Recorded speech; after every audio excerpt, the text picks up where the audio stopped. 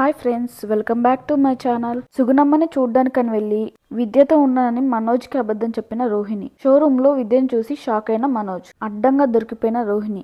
అసలు ఇదంతా ఏం జరిగిందో ఎలా జరిగిందో తెలుసుకోవాలనుకుంటే ముందుగా మా ఛానల్ని సబ్స్క్రైబ్ చేసుకోండి. ఇంకా సత్యం అయితే ఏంటి గొడవ, మీరిద్దరూ గొడవ పడ్డం ఏంటి, ఇంట్లో ఏంటి గొడవ, మీరు రవి వాళ్ళు గొడవ పడ్డం ఏంటి, మీ ఇద్దరు ఎప్పుడు అన్యోన్యంగా బాగుంటారు కదా, ఇంట్లో ఎవరైనా కలిసి ఉంటున్నారంటే అది మీరే కదా, శృతి మీనా ఇద్దరు సొంత అక్క చెల్లెల్లాగా కలిసిమెలిసి ఉంటారు కదరా, మరి ఇప్పుడేంటి ఇలా గొడవ పడుతున్నారు అని సత్యం అంటుంటే వెంటనే బాలు అది కాదు నాన్న అనేసి అంటాడు. ఏంట్రా ఏది కాదురా, వాళ్ళతో కలిసి నువ్వు కూడా అలా మాట్లాడుతున్నావు, ఈ వయసులో నన్ను ఎందుకు ఎంత కష్టపెడుతున్నారు అని సత్యం అడిగేసరికి అయ్యో నాన్న అది కాదు, ముందు నేను చెప్పేది విను, అసలు ఇదంతా నిజం కాదు నాన్న, ఉట్టి డ్రామా అని చెప్పి బాలు అనేసరికి ఏంటి డ్రామానా, అవును నాన్న డ్రామానే, మీకు డ్రామా ఆడాల్సిన అవసరం ఏంట్రా, అసలు ఏం జరిగిందో చెప్పు అని సత్యం అడిగేసరికి అసలు ఇదంతా అమ్మ సంతోషంగా ఉండాలనే నాన్న చేసేమో, ఇప్పుడు అమ్మ సంతోషంగానే ఉంది కదరా, దాని సంతోషం కోసం మీరు గొడవలు పడుతున్నట్టు యాక్టింగ్ చేయడం ఎందుకురా, అది కాదు నాన్న, ఈ ఇంట్లో మీనాకి సపోర్ట్ చేస్తూ మాట్లాడేది ఎవరు,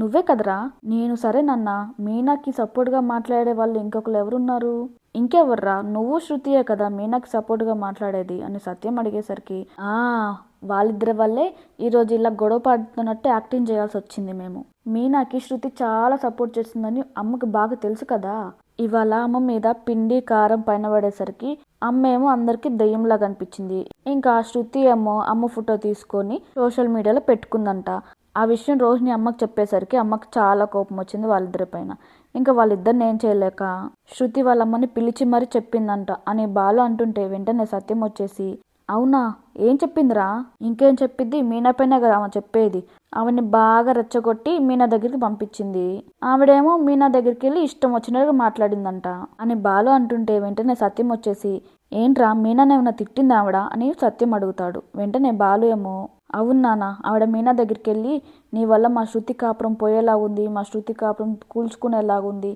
పూలు అమ్ముకుంటూ వచ్చిన డబ్బులు సరిపోవట్లేదని చెప్పేసి మా శృతితో ఇలాంటి పనులు చెప్పిస్తున్నావా అని చెప్పి ఇంకా ఏదేదో తిట్టిందంటున్నా.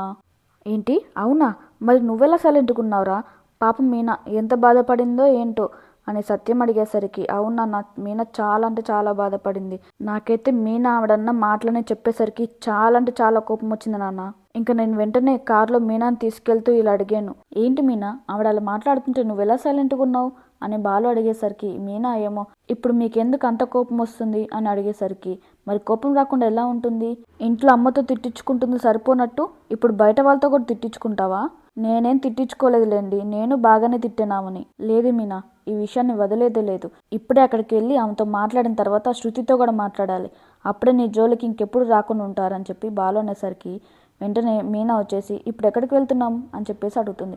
అక్కడికే శృతి వాళ్ళ అమ్మ వాళ్ళ ఇంటికి వెళ్తున్నాం అని చెప్పి బాలు చెప్పేసరికి వద్దండి అక్కడికి వద్దు, ఇప్పుడు అక్కడికి వెళ్ళి మీరు అందరికీ ప్రచారం చేయాలని చూస్తున్నారా, అసలు దీనంతటికి కారణం అత్తయ్యే అని మీనా చెప్పేసరికి బాలు ఒక్కసారిగా షాక్ అయ్యి ఏంటి మా అమ్మ, అవునండి అత్తయ్యే, నేను శృతి క్లోజ్గా ఉండడం అత్తయ్యకి నచ్చక ఇలా చేశారు, అవునా సరే ముందు శృతి వాళ్ళ అమ్మతో మాట్లాడిన తర్వాత అప్పుడు అమ్మతో మాట్లాడతాను అని బాలు అయితే చాలా కోపంగా మాట్లాడతాడు మీనాతోటి.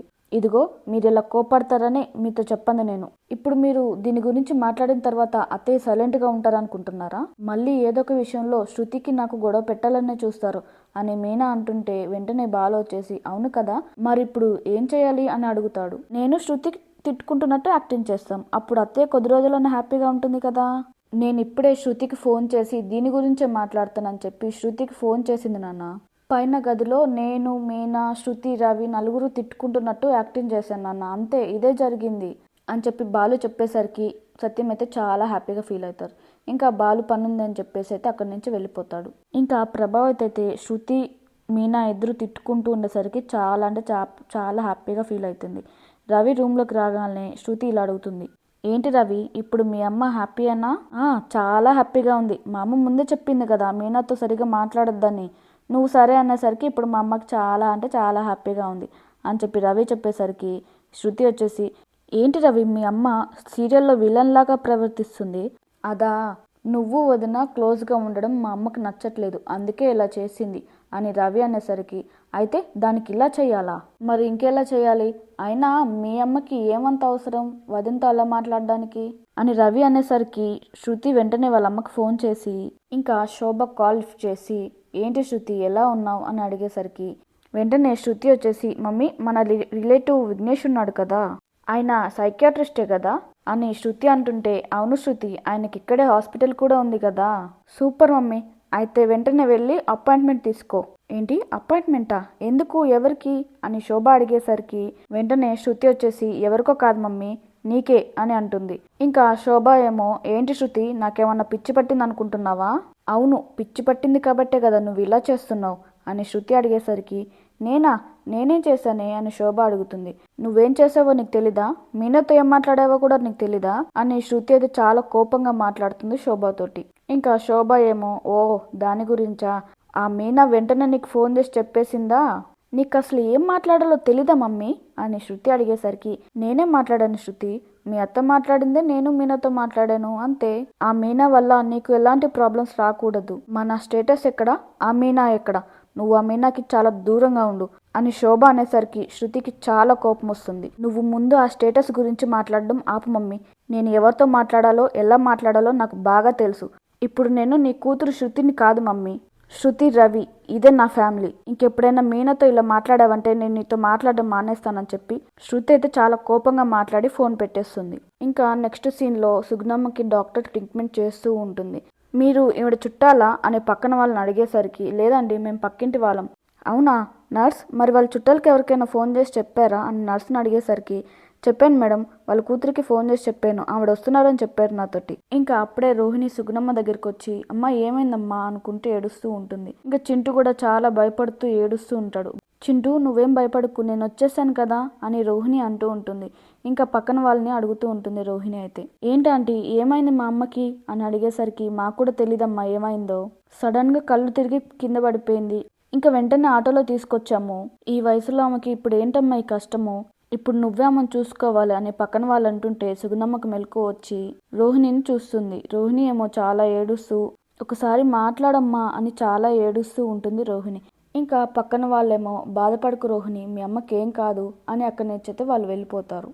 ఇంకా చింటూ ఏమో మా నువ్వు ఇక్కడే ఉండిపోమ్మా, నాకు చాలా భయం వేస్తుందమ్మా అంటూ చాలా అంటే చాలా ఏడుస్తూ మాట్లాడుతూ ఉంటాడు. నువ్వేం భయపడకు చింటూ, నేను ఇక్కడే ఉంటాను, నీతోనే ఉంటాను కదా అని చెప్పి రోహిణి అయితే అంటుంది. ఇంకా రోహిణి ఏమో సుగుణమ్మకి నువ్వు టైంకి తింటున్నావా లేదా అని అడుగుతుంది. ఇంకా వెంటనే సుగుణమ్మ వచ్చేసి లేదు రోహిణి, నేను టైంకే తింటున్నాను, కానీ కళ్ళు తిరిగి కింద పడిపోయాను, ఎలా జరిగిందో ఏం జరిగిందో నాకు తెలీదు అని చెప్పేసి అంటుంది. వెంటనే డాక్టర్ రిపోర్ట్స్ తీసుకొని లోపలికి వస్తుంది. మీరు ఆవిడకి ఏమవుతారు అని డాక్టర్ అడిగేసరికి నేను ఆవిడ కూతురునండి అని చెప్పి రోహిణి చెప్తుంది.